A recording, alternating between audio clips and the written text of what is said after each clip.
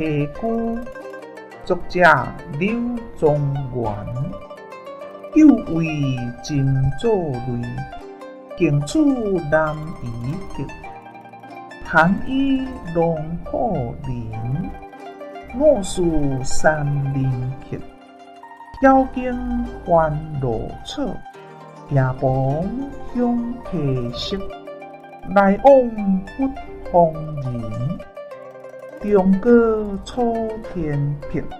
谢谢您的观赏，希望您会喜欢我为您制作的影片，请支持我，点击 subscribe， 然后再单击小铃铛。